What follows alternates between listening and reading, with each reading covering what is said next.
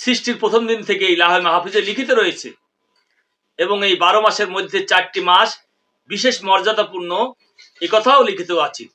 সুতরাং আল্লাহ তাআলা বলেন, ফালা তাজলিমু ফিহিন্না আনফুসাকুম, অর্থাৎ এই মাসগুলোতে নিজেদের উপর জুলুম করো না।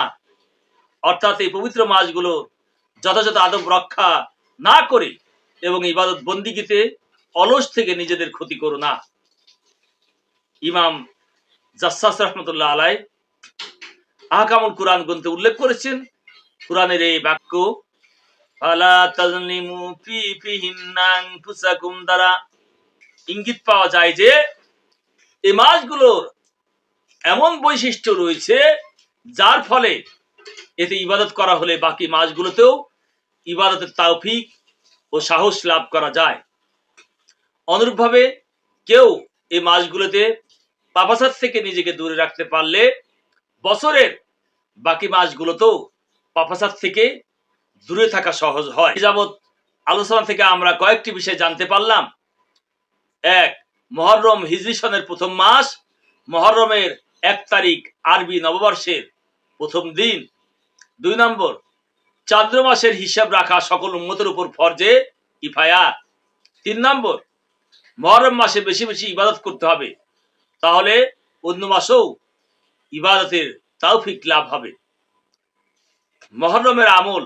এখন কথা হলো, আমরা এই মাসে কোন ইবাদত বেশি বেশি করব, কোন ইবাদত বেশি বেশি করব তার পদ্ধতি কি?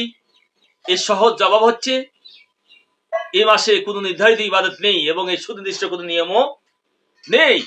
তবে কিছু কিছু দোয়া, দরুদ ও বাংলা ওজিফার বই রাস্তাঘাটে ফেরিওয়ালাদের কাছে পাওয়া যায়, যেগুলোর মধ্যে নফল ইবাদতকে অহেতুক নানা নীতি নিয়মের বেড়াজালে আবদ্ধ করে মানুষকে বিপদে ফেলে দিয়েছে। এসব বইয়ের কোনো নির্ভরযোগ্যতা না থাকলেও মহিলাদের কাছে খুব গ্রহণযোগ্য।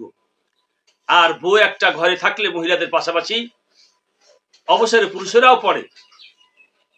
এরপর শবে বরাত, শবে কদরে এসে জিজ্ঞাসা করো, হুজুর কদরের নামাজ কয় রাকাত, বরাতের নামাজ কয় রাকাত?